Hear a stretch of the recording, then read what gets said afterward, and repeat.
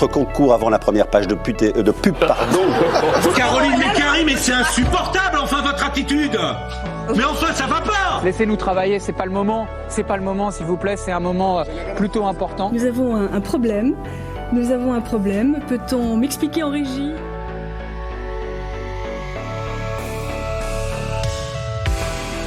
Bonjour à toutes et à tous, il est 10h25 et vous êtes sur Delta Info, l'émission d'information sur Delta FM 90.2.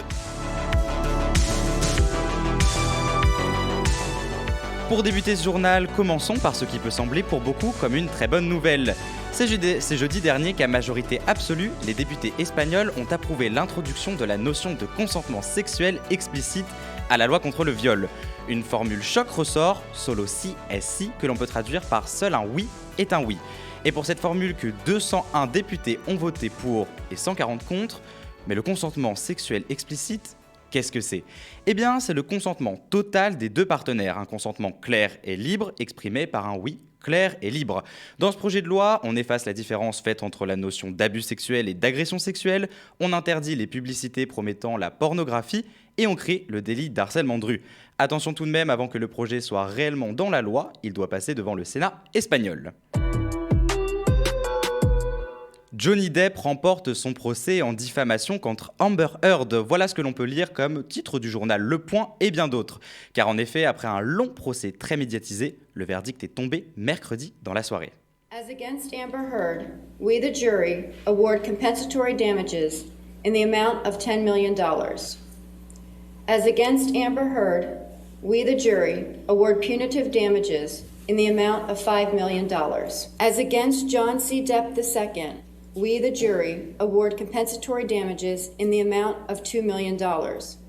As against John C. Depp II, we, the jury, award punitive damages in the amount of $0. Vous venez de l'entendre, la juge a annoncé le verdict des 7 jurys qui ont répondu oui à la question de savoir si le titre publié en 2018 par l'actrice contenait des propos diffamatoires à l'égard de Johnny Depp. Et en termes de peine, eh bien Amber Heard doit d'abord un premier montant de 10 millions de dollars pour diffamation et un deuxième montant de 5 millions de dollars correspondant aux dommages punitifs pour son ex-époux. Toutefois, Johnny Depp ne pourra pas recevoir les 5 millions de dollars pour dommages punitifs, étant donné que dans l'État de Virginie, lieu du procès, ces dommages ont un plafond de 350 000 dollars. Concernant l'acteur, il doit lui aussi, pour diffamation, 2 millions de dollars à Amber Heard. Et maintenant, dirigeons-nous en France, où la firme mondiale Total Energy est soumise à une polémique. De fait, plusieurs activistes de groupes écologistes comme Greenpeace, les Amis de la Terre, Alterniva et bien d'autres manifestent depuis plusieurs jours en reprochant au groupe spécialisé dans l'énergie de continuer son activité en Russie, malgré la guerre en Ukraine. Plusieurs manifestations revendiquées comme pacifistes ont lieu dans toute la France, mais celle qui a marqué les esprits, c'est celle devant l'Assemblée Générale de la marque à Paris. Interview de manifestants et actionnaires Total, prise par le HuffPost et par CL Presse. Je suis d'accord avec le fait qu'effectivement, il faut tout faire contre la Russie, mais il faut être responsable aussi vis-à-vis des employés, vis-à-vis des ressources dont Total aura besoin dans l'avenir. Je voudrais savoir si dans les manifestants, là, il n'y en a aucun qui utilise une voiture. Il faut que Total cesse ses activités en Russie ou pas ? En Russie, je ne sais pas. Je ne sais pas. Pourquoi ? Avec les potentiels crimes de guerre qui sont commis en Ukraine. Ça va se calmer, ça. Ça va se calmer. Vous demandez aussi le retrait de Total en Russie, c'est ça ? Exactement. Aujourd'hui, Total Energy est une des seules multinationales de pétrole à être encore en place en Russie, ce qui est inacceptable puisque les profits de l'industrie pétrolière continuent à financer la guerre en Ukraine. Si la polémique contre le groupe est déjà très forte, celle de l'accès à l'information l'est encore plus. Car en effet, Paul Larouturou, reporter de LCI, a tweeté dans la matinée du 25 mai « La police empêche volontairement les journalistes d'accéder aux manifestants qui bloquent l'Assemblée Générale de Total pour protester contre sa présence en Russie ». Il suit ce tweet de cette vidéo. Nous sommes devant la salle Playel.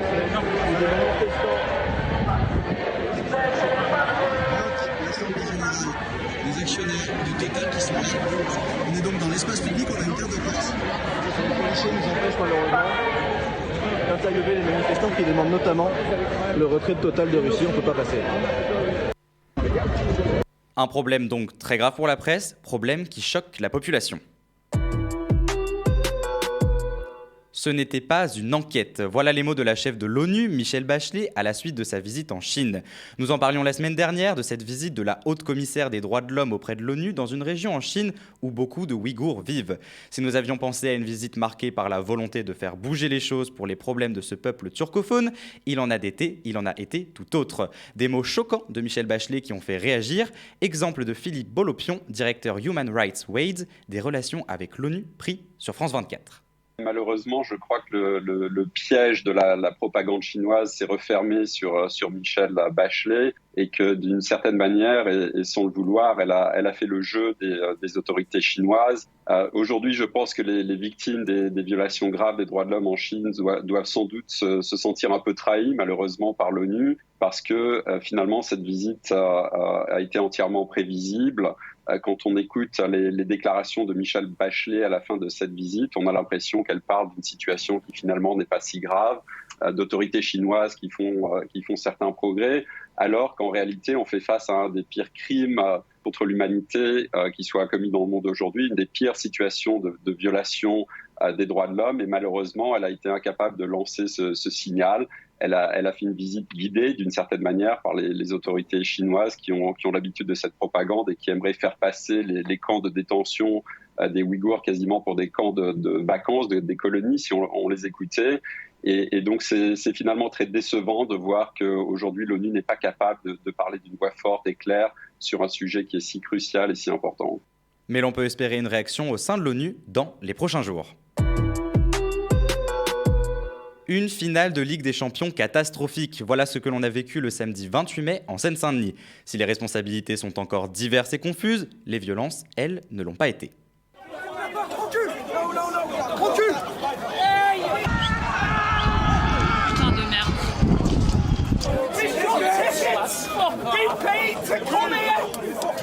Hey, I've got a ticket. I've got a ticket.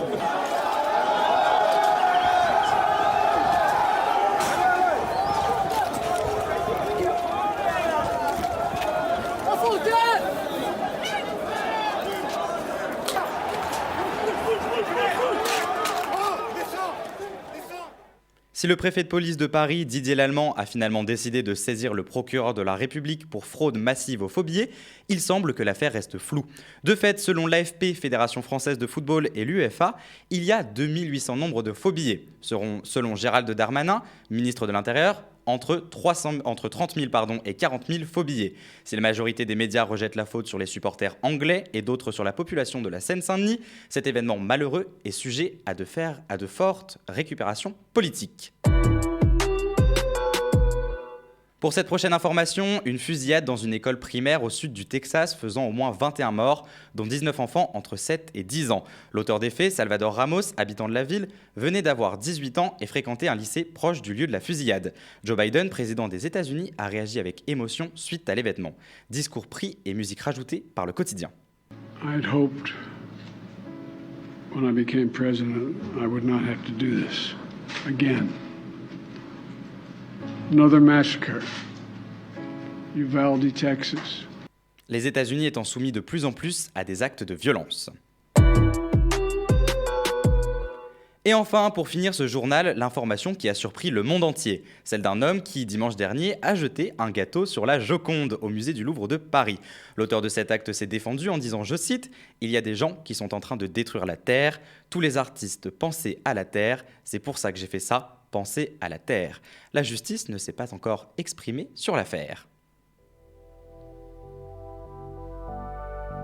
Et voilà, c'est la fin de cette émission de Delta Info, j'espère qu'elle vous aura plu et je vous retrouve la semaine prochaine pour une prochaine émission où l'on pourra décrire l'actualité. Notre concours avant la première page de pub, pardon. Caroline Mécari, mais c'est insupportable enfin votre attitude.